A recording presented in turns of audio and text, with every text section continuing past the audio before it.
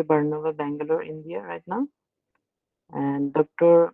Gupta will be uh, teaching a course on the core simulation of microgrids and GFM and GFL. So I welcome Dr. Gupta to start with her course, and please, the floor is yours. You can start with the course.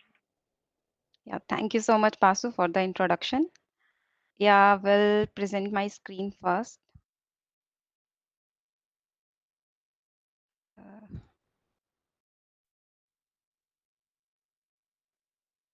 so my screen is visible. Let me show that.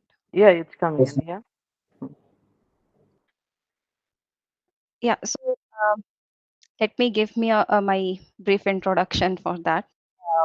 Today that I'm going to present. My name is Sonam Gupta, and I have completed my PhD December 2024, and after that I have joined as a research engineer in ARCG Varnova, and I have done my this PhD under Dr. Anup Shukla and the Adrit Lab, and I have lot of good experience and memories in the Adrit Lab as well. So today I'm going to talk on my PhD work, which is on the grid connected DFIG driven wind turbine integrated with the battery storage system. So this topic is aligning with the Gyan course also, which is mainly talking on the cyber physical security, especially related to the distributed integration of the distributed energy resources to the grid. So this one topic is mainly related to what are the challenges we are facing with the integration of distributed energy resources, and mainly focusing on the DFIG wind turbines and the battery storage system, which are now placing or taking a huge place in the latest market. So the main table of the content of this presentation or this talk is on basic overview of the wind in the global, and the challenges with the wind integration, the different grid codes, especially the low voltage right through, and its integration, this DFIG integration with the battery storage system, then different responses that right now we are looking into grid following and the grid forming, then the DFIG wind integration with grid forming battery storage systems, and other the main content of this topic is the hardware validation within the lab testing facility, either a hardware in the loop testing or the co-simulation platform for the validation or for assuring uh, the control strategy in the control strategy that we are going to propose. So first, if we look into the direct overview of this energy installation and look into the report, this global wind energy installation capacity, and out of these 20 global wind power markets, the India is ranked at third position, and it has to be grow by 9% to 2030. So that means there is a huge a place for wind and solar as well in this global market for this energy installation, and also for the system reliability as well as sustainability.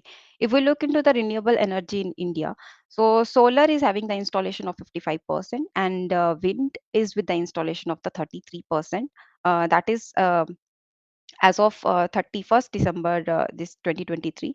And if we look into the state-wise wind energy installation in India, so out of out of these different states, 7 states are placing or outperforming in case of the wind energy installation, and that also depend upon at what height the installation is, like 100-meter height or 120-meter height. And if we look into this, the Gujarat is having the higher installation, 84.53 gigawatt at 100-meter of height of wind turbine, and 142.56 gigawatt of installation at 120-meter height. So here the main concern is what are the challenges associated when we are integrating the wind turbines or other distributed energy resources into the grid. So as we know that the renewable penetration is increasing, especially this wind and the solar, which is also crucial for sustainability and reliability, but it is more associated with the challenges of the grid stability, and the certain challenges that we are facing with the grid integration into the grid network is its incapability of injecting the reactive power to the grid.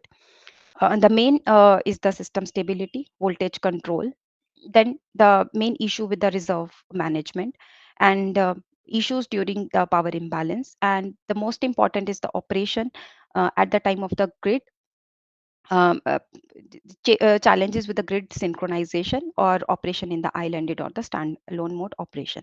So here comes the energy storage system also, and the other advanced method that will ensure the system reliability as well. And if we look into the system stability, then out of different grid codes, then one of the main grid code requirement is the low voltage right through requirement that will ensure that the wind turbines remains connected during faults to prevent the blackouts. And if we go to the microgrid point of view, then it needs also some robust control strategies to enhance stability and also reduce the conventional sources of power for the standalone or the islanded mode of operation, so that we can reduce the cost as well as we can also reduce the reliance on the conventional or the traditional resources, um, that is depending upon the fossil fuel as well. So here, first we will talk on this low voltage right through. What is this low voltage right through? This is one of the grid code that need to be that is required for the wind turbines to remain connected to the grid and provide reactive power to restore voltage after faults. So the LVRT different characteristics are the voltage and the current characteristics. According to these characteristics are presenting like if the fault this fault is instant will remain for 625 milliseconds, then it will take around 1 or 2 seconds to ride through that fault. And in case till that time, if it is not able to ride through that fault, then it will get disconnected from the grid, and this will impact the stability of the grid as well. So there are to just according to this grid code requirements. So we are having the different techniques for this improvement or for maintaining this low voltage right through. One is the protection based techniques, other reactive power injection based techniques, and the other is the internal current control based techniques. So within the protection based techniques, the different external devices are integrated into the network to assure the protection of the network, but they are not relying on the controlling or maintaining the voltages. They are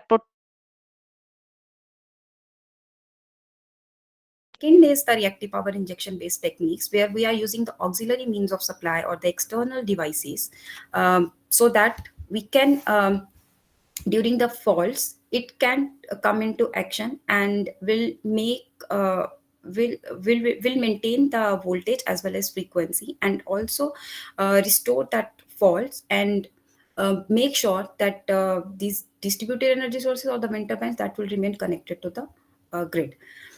And the internal control based techniques are the different controls which are implemented within the controls, because these are the power electronic based devices, and they have the capabilities of controlling through their controls as well. So LVRT requirement ensure this continuous connection of generating plant to the grid, and here our main focus is on the integration or improvement through reactive power injection based technique, which is the energy storage device. And out of these energy storage devices, we are having the different devices like battery energy, this magnetic energy resources, flywheels, and the supercapacitor. Here our main focus is on the battery energy storage system right now, because with the integration of these renewable resources, batteries are coming into action, and in case if they are also integrated into the network or the grid, then we can use the capability of this battery energy storage system not only for the power balancing or for the frequency maintenance, that these can also be used for the voltage control or for the reactive power management as well. So here I'm not going to the basics of the this DFIG or its modeling. We'll directly go to the integration and the basic schematic or representation of the double fed induction generator, which is integrated with the grid battery storage system. So here the main concern, as I have already mentioned about the different challenges with the grid integration. So one main challenge is the stability. And what are the reasons for this reducing the stability or stability in the network are the unsymmetrical, symmetrical fault, or the grid transients. And grid transients can be the voltage dips, or the line to line fault, or any kind of the fault. So here our main concern is, in case if the voltage will dip at the point of common connection, then what will happen to the wind turbines? That will automatically lose its synchronization. So here the battery energy storage systems, which are integrated to the network, so that it will not be uh, these are integrated into the network. Here our main concern is, in case if the battery storage system or the battery banks that are already existing in the network, then we can, instead of the internal controls, that will also compromise with the active power requirement. So instead of that, we can also utilize the battery storage system for that short duration of the time, uh, to provide the essential power support at that point of common coupling whenever there are significant voltage dips. So, and this will also ensure the LVRT compliance, and automatically it will enhance the system resilience as well as the reliability. So in case here in this challenge, we proposed a coordinated control scheme. As you can see here in the schematic diagram, within the DFIG, it is from the stator side, it is directly connected to the grid, and from the rotor side, there are there are back-to-back converters which are capable of the controlling. So here the main concern is the rotor side converter control and the grid side converter control. Rotor side converter control is responsible for the controlling of the speed as well as for the reactive power management of this DFIG. And battery is also connected to the grid via this voltage source converter, which is line side converters. So here our main concern is, why not to coordinate in between these two converters, so that at the time of the fault, the reactive power will be managed from both the capabilities of the both the converter capability from the DFIG as well as from the battery storage system. So here, this coordinated control scheme that will involve the dynamic adjustment of this power set point within the outer loop in response to changes in voltage and the frequency of point of common coupling. And this seamless plug and play functionality between the converters of DFIC and this grid battery storage system, that provides a or plays a crucial role in grid management during the contingencies by providing voltage and the frequency support. And along with this simulation platform, or we have first developed the simulation for this coordinated control. Then to ensure the validity of this control coordination, then we have tested it in the with the this help of this hardware in loop testing, with the real-time simulators and whatever the facilities we have in the Adrit lab.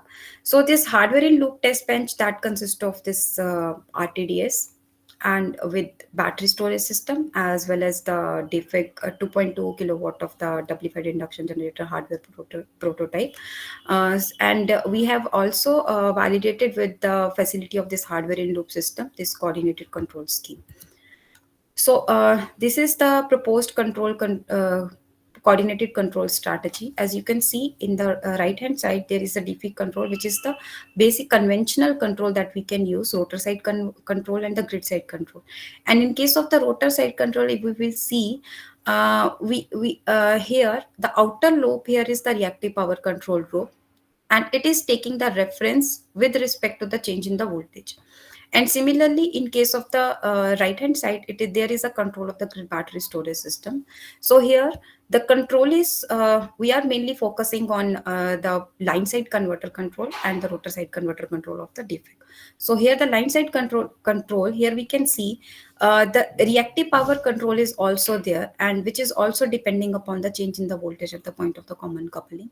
So whenever there will be a change in the voltage at the point of common coupling, and it will increase to the target value, then accordingly the mode of operation will be changed for the this battery storage converter and for the DFIC control. Because under the normal condition, this reactive power is managed by the rotor side control of the defect. And but in case of the in case of the faults, or in case of the severe faults, then the battery will come into the action. Initially it is working in a normal mode, like a charging or the discharging mode, depends upon the load or depend upon the present scenario. But in case of the change in the voltage, then it will automatically start supplying the reactive power and will contribute to the um, this voltage improvement at the point of common coupling during the faults. So this table is basically representing how this mode of operation are work during the voltage dip. We can see from here, during the 0 to 10 to 20% of the voltage, the grid side converter is working in the charging mode. So it is operating under a normal condition. But once the voltage dip increased to 30%, then the reactive power injection from the rotor side converter, that is not enough to increase the voltage level. So in that case, what will happen, the grid battery storage system, it will come into the discharging mode, and it will start providing the reactive power and help in the maintaining the voltage at the PCC. So this flow chart of operation mode of the DFIC and the grid battery storage system, that is representing what is happening during the change in the voltage, like voltage at the PCC. If it is greater than 0.85, according to the this requirements or conditions, and grid frequency is less than the grid minimum frequency. So what is happening here? It is only the DFIG is come into action. Only the rotor side converter and the grid side converter as well, both are coming into action for the reactive power maintenance. But once the voltage at the PCC that will come in between, that will be less than 70%. In that case, the grid battery storage system depends upon the state of its present state of the charge, then it will also start providing the reactive power. The battery reactive power, this reference, that will change according to the change in the voltage. So this is how this seamless plug and play operation or the coordinated control worked for this integrated battery storage system with the DFIC for the voltage dips up to 70% or the 80%. So initially we have validated it in the simulation, and we have the simulation results that we have compared with other technologies as well. And here we have seen that without grid battery storage systems, the voltage is all at the time of the voltage dip of 50%. So there will be some transients, and also also there is a change in the DC link voltage as well. But once the grid battery storage systems come into action, and in that case the voltage will there we have seen the improvement in the voltage as well at the time of the 50%, 30% as well. Then compared on the this right hand side, we have compared with different techniques like energy storage system when it is integrated on the DC link, because there are two ways of integrating the battery storage system, either at the point of the common coupling, like AC integration or the DC integration.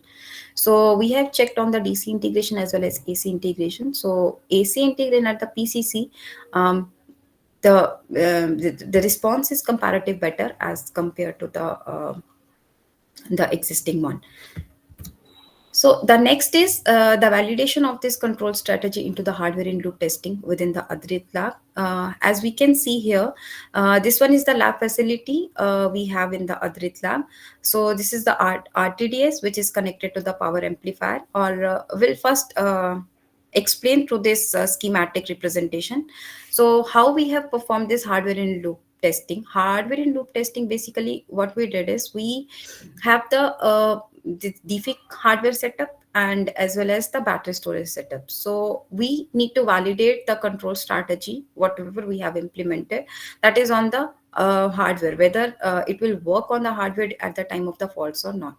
So here the network through which we are going to connect this hardware with, it is simulated within the RTDS, and then with one of the bus which is in the RSCAD or RTDS, that will be scaled down to the level as per the this GTO cards, and because we have to take out the signals, and that will be taken to the power amplifier, because power amplifier, to emulate the fault conditions, we need some virtual grid, and for that the power amplifier, it is acting as a virtual grid here. It is next connected to the um, connected to one of the bus, which is connected to this DFIC battery storage system, as well as the battery storage, DFIC and the battery storage system. Here what we have done is, this battery is connected to one of the bus which is simulated within the network, and we are testing only on the DFIC whether it is able to remain synchronized to the network or not at the time of the 30% or the 50% of the fault. And if we look into the right hand side here, um, this one is representing the DFIC, which is connected to the DC motor. Here we are not exactly connecting to the real wind turbine. So DC motor here is acting as a emulated wind turbine, which is connected to the rotor side. This is the converter which is connected on the line side, grid side converter, and other on the rotor side, which is the rotor side converter, and one drive for the DC motor, which is acting as an emulator DC motor. And here we have the battery setup, which is again connected via DC-DC converter, as well as the grid side converters, and this whole setup is connected to one bus via this power amplifier. So this is the whole setup where we have performed this hardware and loop testing. So these are the results which we have for the 50% voltage dip and the 30% voltage dip. So we have seen an a significant change here with battery storage system and without battery storage. There is a change of 0.45% of the voltage when we are having the coordinated control strategy, and there is no as such. And when we look into the frequency, there is also a change in the frequency, but not that significant. So main significant changes in the voltage. So this one is the hardware testing, uh, which is representing like when we are not connecting the battery storage system, then what happened during the voltage dip of 30%, and when we are connecting it with the battery storage system, so how it will be able to maintain the synchronization and will remain connected and keep on supplying the power. So without battery storage system, voltage dip, DC link voltage DC link voltage will drop down, and after the fault, this emulator will disconnect it from the grid. So it is also stop supplying the power. So in case if we see on with the grid battery storage system, so when with the coordinated that control strategy, so here the power will be continued supplied to the network, and the wind emulator that is also not disconnected when the battery storage system is connected here. So wind emulator continuously generating at that time. So here the main takeaway from this particular proposed technique is that grid battery storage system that can provide the transient reactive power of around 0.8 per unit, and the voltage at the point of common coupling also exhibit notable improvement increase from 0.5 to 0.75 per unit due to this coordinated control technique. And we have the in case if anyone wants to go to the detail of this technique or more details, this one of our publication is already there in the IEEE library, that is in the early access, so they can follow that. So next is we'll talk about just a few brief description on the grid following and the grid forming response. So conventionally we are following this grid following response, but right now the futuristic approach is towards the grid forming response. So what is the difference between the grid forming and the grid following is the basic, we'll go to the grid forming and grid following is the grid following basically requires a strong grid, or we can say it requires this phase lock loop to synchronize, and it is also based on the current control. And if we can see from this diagram, the input to the grid following is the reference power and active and the reactive power, and here the voltage and the synchronization, it is coming from the PLL, and here the input to the PLL is the reference grid voltage. That means it is depending upon the external grid voltage reference for the synchronization. And if we look into the grid stability case, so it has a less capability of contributing into the grid stability, especially during the integration of the distributed energy resource. So here our main approach is to upgrade the response from GFL to GFM, first from the battery storage system. So here the grid forming response, if we will see here, we are just looking into the measurement of the power from the grid. Not exactly we are depending upon the grid voltage here, because here it is depending upon the voltage control mode, and it is um, more and it is depending, and it is generating the voltage reference and the synchronization angle as well. So it is basically independently generate and regulates its own voltage and the frequency and acting as a voltage source, and it is the futuristic approach for enhancing the grid stability, especially during the with the integration of the distributed energy resources. um, so here, so next, this is the basics of the grid following and the grid forming. So there are different approaches for the grid forming, as well as like droop control, the voltage synchronous base controls, and the synchrophasor controls.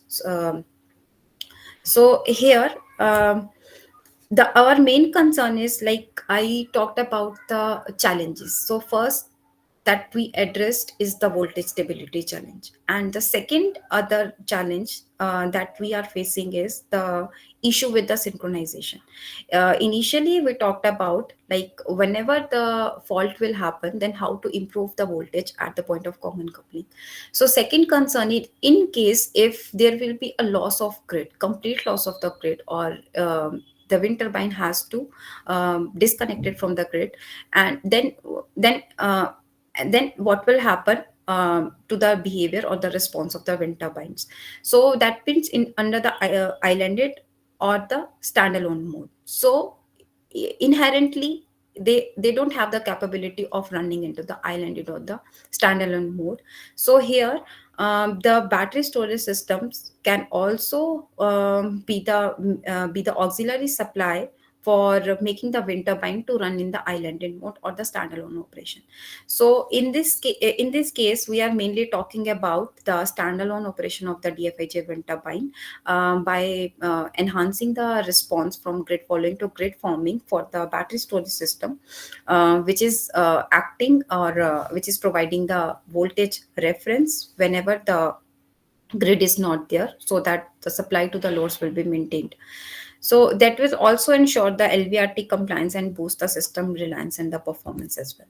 So here the main the what we have proposed here is the standalone operation of the DFIG wind turbine that ensures seamless transition during the connection process of grid forming battery storage system with the DFIG. So here the main concern here is, if we are shifting from already existing methods to the enhancement of the other behavior, like the grid forming response, it is already existing in the simulations, and we are already having the this lab facility. Then how to ensure that it will work for the prototype or for the lab experimental validation as well. So here we need the testing platform, or we have developed a novel co-simulation platform that will integrate the two different algorithms, because we are having the two different co-simulation exist when we are having the two different converters or controllers, and here we are having the one RTDS controller, and other is the wavect, or we will say the FPGA controller. So both these controllers are working on the two different languages. So the core simulation platform here we have developed, that is with the closed loop controller hardware in loop facility to seamlessly connected two controllers, and also setting up the facilities that will test the 2 kilowatt this lithium ion battery storage system, which is integrated with the DFIG battery wind turbine system and the local load, just to ensure that whether in the grid forming battery storage system, DFIG able to sustain under the islanded operation during the different scenarios or not. So this is the methodology for the DFIC converters as well as for the battery storage system converters. So here we can see on the this left hand side, this is representing the control for the W-fed induction generator, and these control or the schematics or whatever the block diagrams we are representing here, this is for the this hardware controlling. So all these controls are implemented on for the hardware system. Here we can see DFIC is connected to the DC motor, and DC motor is controlled to a DC drive, which is acting as a wind emulator. So from stator side, it is directly connected to the grid, and from the rotor side, the two converters are there. So here the conventional or the vector controls are implemented on the rotor side and the grid side converters. This DFIC rotor side converter, we can see here the two loops are here for this active and the reactive power, or for the this rotor side converter control is basically for controlling the speed and for controlling the reactive power as well. And for the grid side converter, we can see maintaining the DC link voltage, and also ensure that the voltage will remain voltage, or it will continuously work on the unity power factor by ensuring the zero reactive power management on the grid side. So here we can see the main change or here in the grid forming this battery storage systems, because we are upgrading the grid forming this control of battery storage system from grid following to grid forming. So here the main implementation here is depends upon the virtual synchronous based control. So here what we have done is the main thing on the synchronization. So how we have made the synchronization possible for the grid forming battery storage system to the DFIC, so that it will run in the standalone mode operation. So here is the grid synchronization synchronization method, which is depending upon the virtual synchronous control based control, and along with that, this current limiting control is also implemented, and this whole control is basically implemented in the RS-CAD and for the validation of the hardware. So next come here, from these two methodologies, we can see this DFIC control, it is implemented in with the MATLAB, and the second control, which is the battery storage system, it is implemented in the RS-CAD. So here comes our this platform, which is the co-simulation platform that we have set up in the Adrit lab um, for the testing and the validation of the standalone operation of grid forming battery storage system, as well as for and as well as its integration with the DFIC. So this one is the integrated co-simulation and controller hardware in loop platform. Here we can see these two controllers, they are co-simulated. There is a co-simulation between these two controllers, so that the signals are exchange between the two controllers, and these two controllers are then after then integrated with the hardware which is under the testing. So that means our controller is integrated with the complete hardware, so we can emulate the conditions within the RTDS, so that we can validate it for the different conditions, like change in the this load change in the load condition. Second, changes in the grid transient, as not grid transient, changes in the common connection point transient, because this one is only for the standalone operation. Here the grid is not there. So this one is the co-simulation platform, and in case if anyone is interested in working on the co-simulation platform or the controller hardware in loop platform, so we have one this early access article right now in the IEEE Explorer. So the complete details of this co-simulation platform is already there, so that can be helpful for anyone.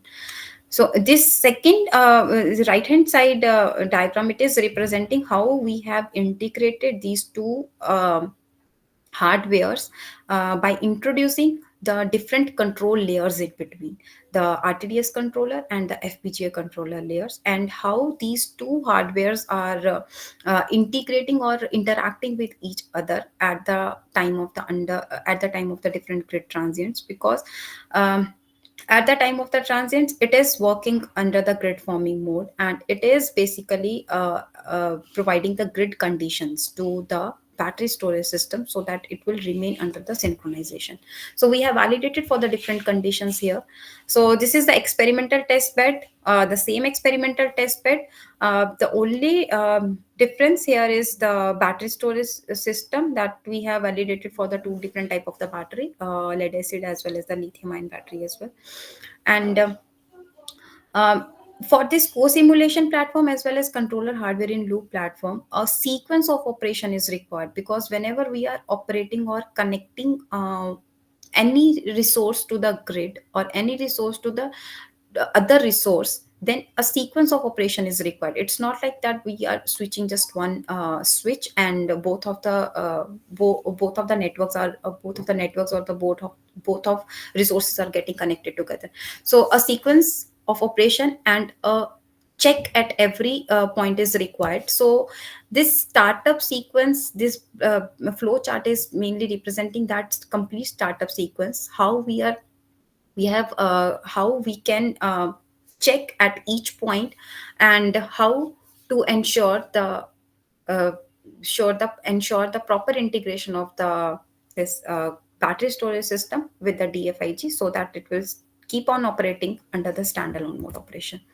So we are having some experimental results uh, for this co-simulation platform. The synchronization of the DFIG battery storage system with the grid forming battery storage, we can see here at this switch S2 around in between 5.6 to 5.76 seconds, because around 5 seconds will take to complete the operation, one complete the sequence. Once the sequence is complete, then the synchronization will become active. It will be enabled from 0 to 1, and after that we can see that it will start generating the reference as well. It will start supplying to the load and will start um, at that time we can see the battery current start reducing, because the load will be connected and the power will be supplied, and also the battery has to uh, support the DFIG operation also. So second, we have checked for the step change in the wind speed and the other transient cases also, to ensure whether this co-simulation platform or whether this will be validated for only one condition or only steady state condition, or also for the transient condition as well. So we have checked it for the line to line fault, for the three phase fault conditions, and we have seen that with the change in the load or with the at the time of the fault, uh, due to the presence of this grid forming control and its capability of providing the grid stability, so wind turbine will remain uh, connected to the load or connected to that point of common connection, and it definitely makes some contribution to the stability of the system as well. So from here, the main outcome is the testing results clearly show that GFM BSS makes it easier for the wind turbine to run independently and more resilient to grid disturbance. And what we have done is the effective integration of this RTDS with FPGA controller that will allow for this controller hardware in loop testing, paving the way for robust validation platform. So uh, we have this early access article in the IEEE Explorer library. So you can follow that for the detail for more details of this co-simulation integration platform. So my last topic is on the microgrid testing. Like initially we started with a single turbine testing. So after the single turbine testing, it is required to test both the behavior, the grid following and the grid forming behavior, for the microgrid testing as well. So here comes the microgrid testing, where we have considered a very small network, a CGRI network, which comprises of this 7 to 8 bus networks, and this solar, battery, diesel, and the wind turbines are connected here in the network. And here, what we have done is, or what is the main concern is, the network is connected to the grid. So that means all the distributed energy resources that is relying on the grid.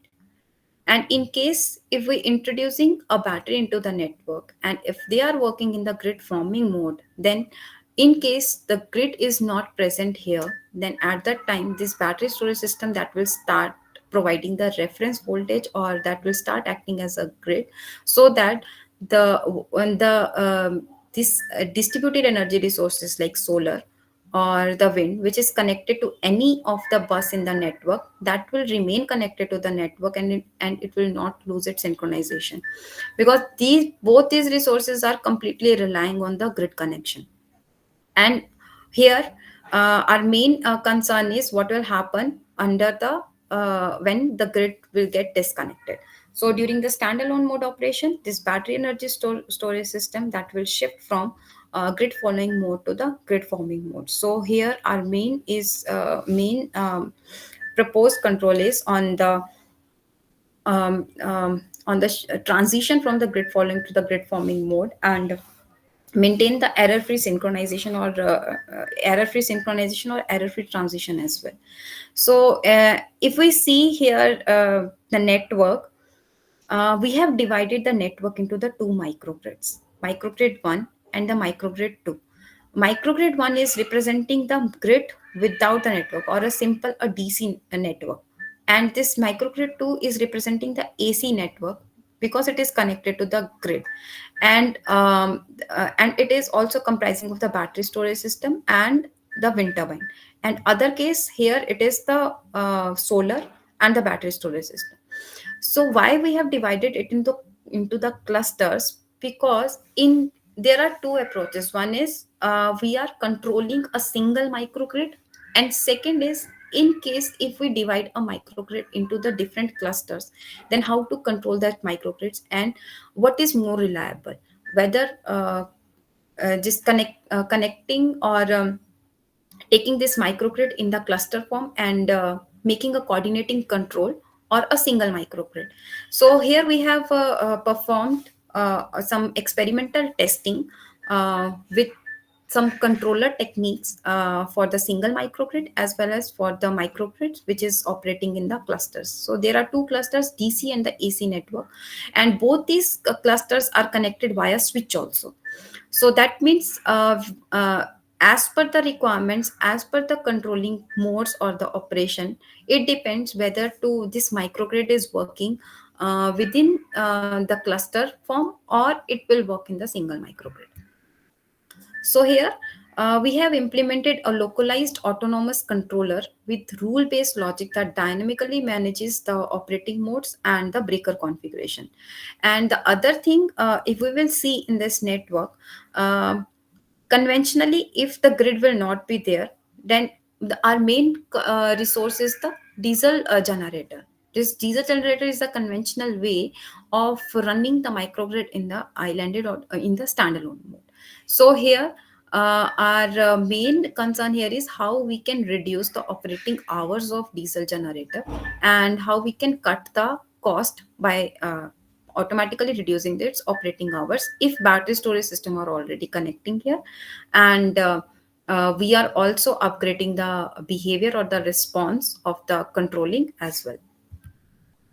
So this one is the microgrid operating modes. It is basically representing that localized autonomous controller, and this controller is taking every initial or every condition of the breaker, and every condition of the present condition of the battery storage system, loads, as well as the generation. On the basis of that, these modes are decided, like how to the this microgrid is working in the cluster form, or it is working in the single microgrid, and what will happen at the time of the grid connection and the grid disconnection.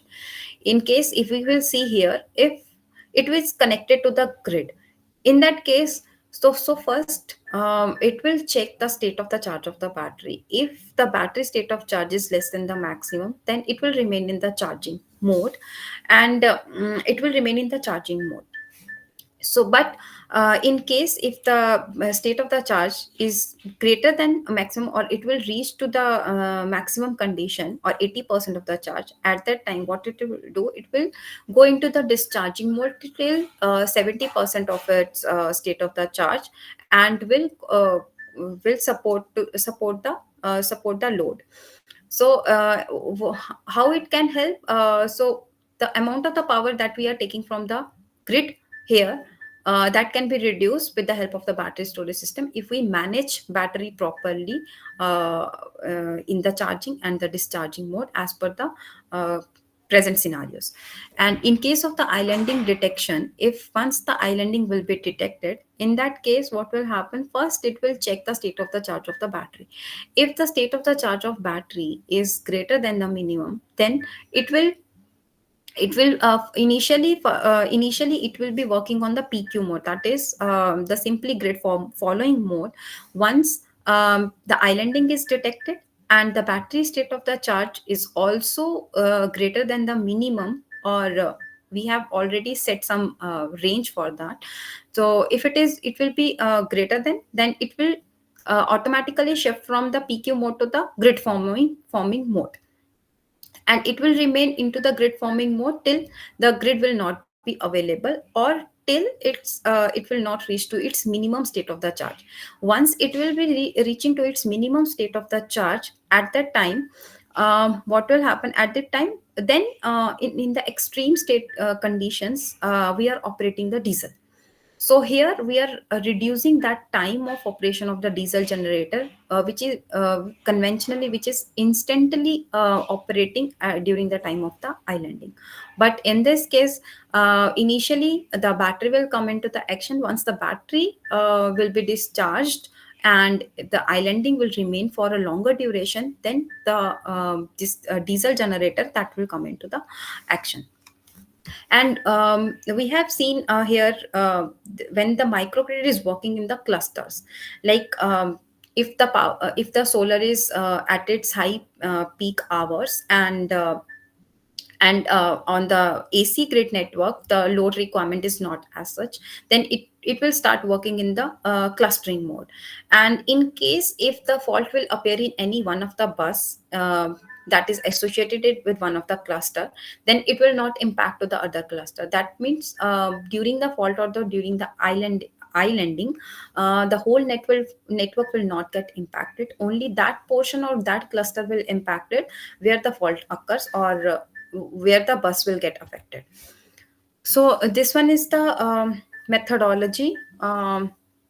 So here the main control structure that we have implemented here is on the PLL side, because the main concern here is how we are ensuring the synchronization or the error-free phase estimation, so that the transition from the grid connected to the islanded mode operation, that will be smooth.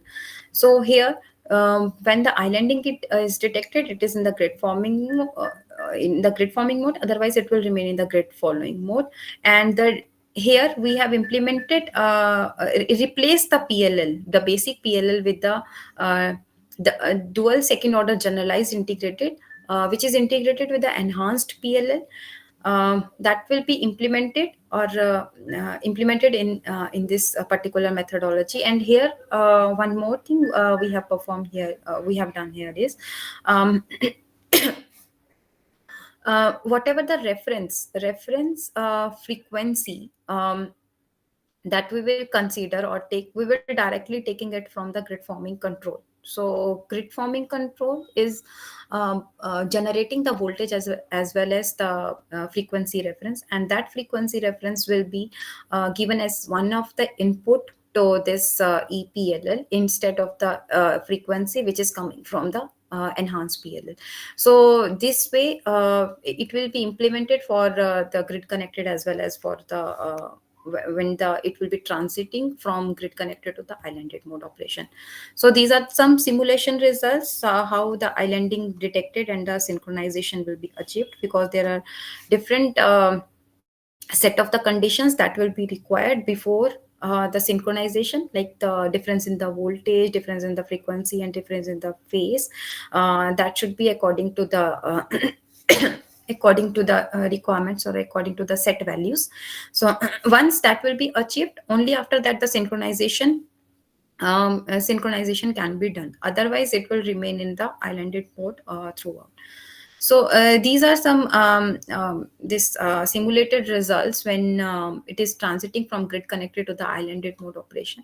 So here we have seen, if we see to the frequency and the power only, there is a smooth transition when we have implemented this proposed strategy. And other is it is compared with the conventional DG and the PLL. Conventionally we are using the this diesel generator and the PLL. So when we are implementing that for the transition, then what are the transitions we have seen during the during this transit mode, and how it will be removed once the proposed strategy is implemented. So these are some simulation results during for the microgrid clustering operation as well. And we have checked for the fault operation, like if the fault is occurring at bus 3 in the microgrid 1, so it will impact the other microgrid also, microgrid or not. So here we can see from here, if there will be if there is a fault in one of the microgrid, then the other will remain unaffected, that will not get affected, because this pink one is representing the response during fault when it is connected, when both the microgrid clusters are connected, and when the clusters are not connected, because the setup A and B are representing in the clustering form, and other in the just a single microgrid. So we have seen a significant improvement when the microgrid keep on operating in the this clustering mode of operation. So again here, along with the simulation, we validated it with the hardware in loop test setup. Initially, we have done it for the single turbine or the single battery storage system. So here we are having the network. So how to do that in the network? Network is already we are having that real time simulation facility. So real time in the real RTDS, the network is already implemented. So with one of the bus where the battery and the wind turbine is connected, so we have replaced the simulated battery and the wind turbines along with the hardware test setup, and the same thing we have performed for the grid connected as well as the islanding mode, in case if the switch one, because this whole network is connected to the grid, if the switch one will get disconnected, then still this wind turbine will remain connected to that bus, or the bus will be able, or we can say in other terms that the bus will be able to maintain that voltage throughout or not. So here we have seen some positive results with the integration of this BSS1, and also along with the this integration of that coordinated control operation, or the advanced synchronization control as well. So here we have some experimental results for that. Within this grid connected mode, these are the powers from battery, DFIC, and the total power which is going back to the RTDS, because in the network we can see this network at this bus, the battery storage and the wind turbine is connected. So that means the total power is also representing the power coming from the battery and the this wind turbine as well. So from here what we have done is this whatever it is generating, that generating power will be fed back to the network also. So this is the RTDS. These are the RTDS signal, which are these are the power outcomes from the hardware which are sent back to the RTDS. And we have tested it for the sudden change in the load, and we have seen the impact on the grid side converter currents and impact on the network as well. So whatever the simulation results we have seen for the simulation network, so that will be validated for the hardware testing as well. So here we have seen that this proposed control strategy achieves the precise phase estimation, facilitating smooth mode transition with phase angle adjustment within 0.5 second, and also enhances the microgrid cluster stability and efficiency under dynamic condition, making it viable solution for the industrial application. And here we have done two work on this, two type of work: localized autonomous controller without interfacing that communication layer, and one integration with the communication layer, that I have done one of my colleague from the Adrit lab. So he has done that integration of that communication layer into the network. And the details, if someone is interested in working on that socket protocol and the integration of communication layer within the network for the localized autonomous controller, that then they can go through that article, this optimized operation of ACDC microgrid cluster with modified PLL and socket protocol. And if you are interested in anyone interested in the hardware in loop testing, then they can go through that enhanced stability of ACDC microgrid cluster. Both of these articles are available on the IEEE libraries.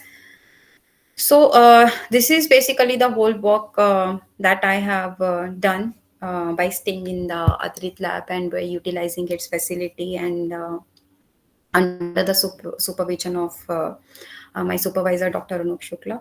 So these type of works that I have performed and gather some experience on this hardware in loop testing, as well as the co-simulation platform for validating the control strategies, and the whatever the simulations we are running. So thank you for your patience and for listening to this topic.